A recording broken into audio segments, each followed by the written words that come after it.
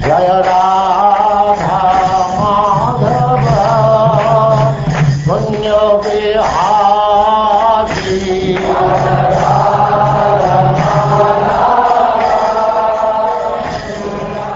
And now chapter 55, the history of Pradyumna.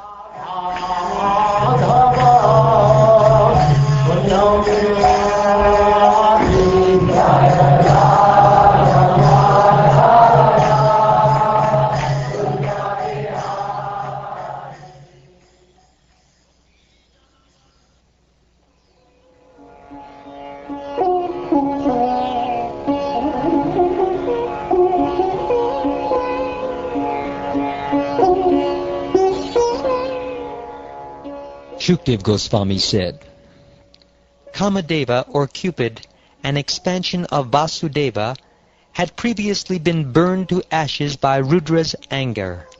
Now, to obtain a new body, he merged back into the body of Lord Vasudeva.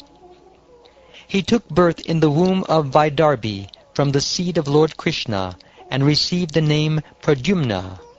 In no respect was he inferior to his father.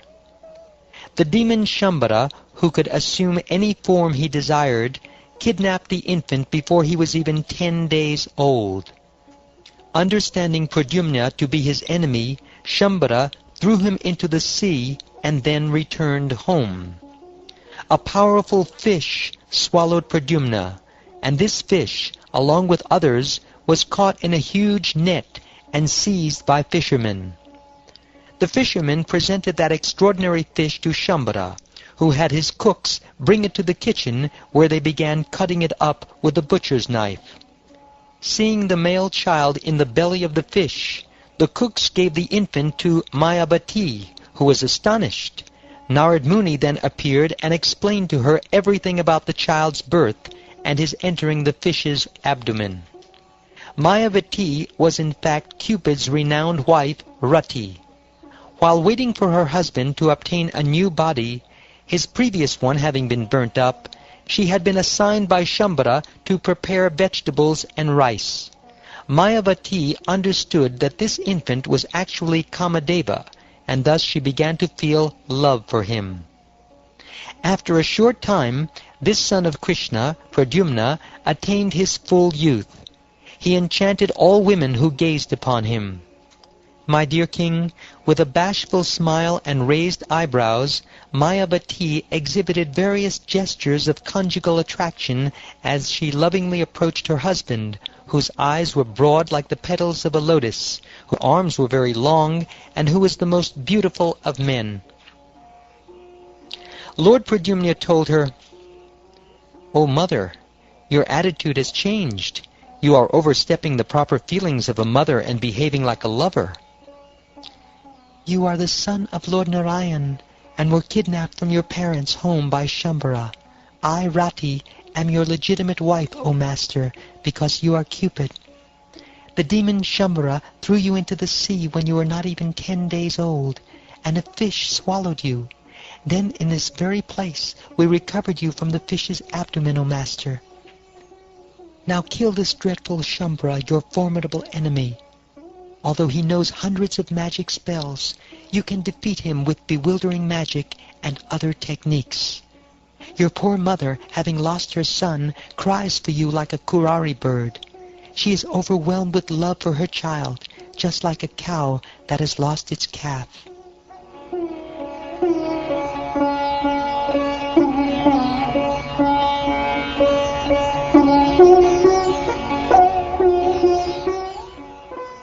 Speaking thus, Mayavati gave to the great soul Pradyumna the mystic knowledge called Mahamaya, which vanquishes all other deluding spells. Pradyumna approached Shambhara and called him to battle, hurling intolerable insults at him to foment a conflict. Offended by these harsh words, Shambhara became as agitated as a kicked snake. He came out, club in hand, his eyes red with rage. Shambhara whirled his club swiftly about, and then hurled it at the wise Pradyumna, producing a sound as sharp as a thunder crack. As Shambhara's club came flying toward him, Lord Pradyumna knocked it away with his own. Then, O king, Pradyumna angrily threw his club at the enemy. Resorting to black magic of the Daityas taught to him by Mayadanava, Shambhara suddenly appeared in the sky and released a downpour of weapons upon Krishna's son.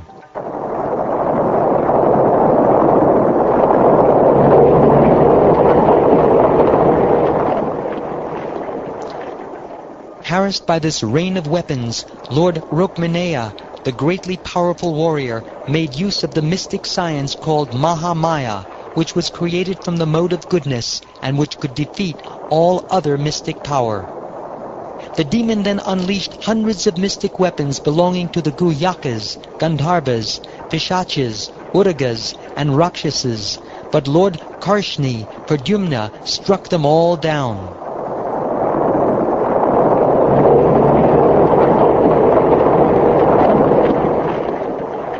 Drawing his sharp-edged sword, Pradyumna forcefully cut off Shambhara's head, complete with red mustache, helmet, and earrings. As the residents of the higher planets showered Pradyumna with flowers and chanted his praises, his wife appeared in the sky and transported him through the heavens back to the city of Dwarka. O king, Lord Pradyumna and his wife resembled a cloud accompanied by lightning as they descended from the sky into the inner quarters of Krishna's most excellent palace, which were crowded with lovely women. The women of the palace thought he was Lord Krishna when they saw his dark blue complexion, the color of a rain cloud. His yellow silk garments, his long arms and red-tinged eyes, his charming lotus face adorned with a pleasing smile, his fine ornaments, and his thick curly blue hair. Thus the women became bashful and hid themselves here and there. Gradually, from the slight differences between his appearance and Krishna's, the ladies realized he was not the Lord. Delighted and astonished, they approached Pradyumna and his consort, who was a jewel among women. Seeing Pradyumna, sweet-voiced, dark-eyed Rukmini remembered her lost son, and her breasts became moist out of affection. She said, "Who is this lotus-eyed jewel among men? What man's son is he? And what woman carried him in her womb? And who is this woman he has taken as his wife?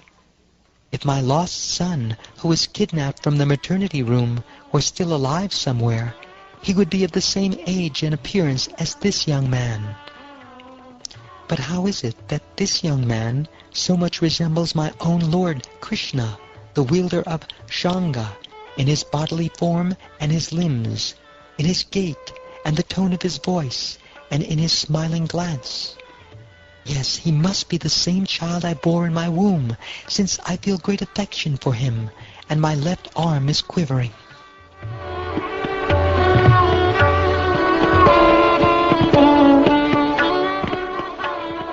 As Queen Rukmini conjectured in this way, Lord Krishna, the son of Devaki, arrived on the scene with Vasudeva and Devaki.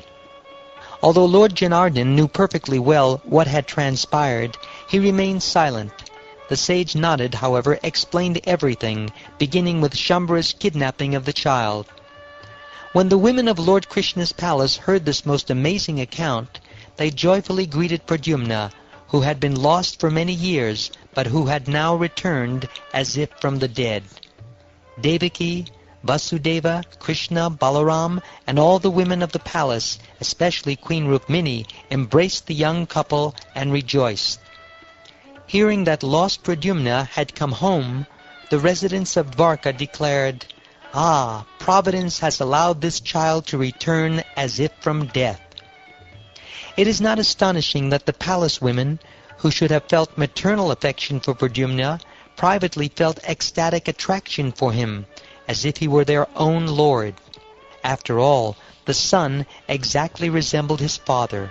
Indeed, Pradyumna was a perfect reflection of the beauty of Lord Krishna, the shelter of the goddess of fortune, and appeared before their eyes as Cupid himself. Since even those on the level of his mother felt conjugal attraction for him, then what to speak of how other women felt when they saw him?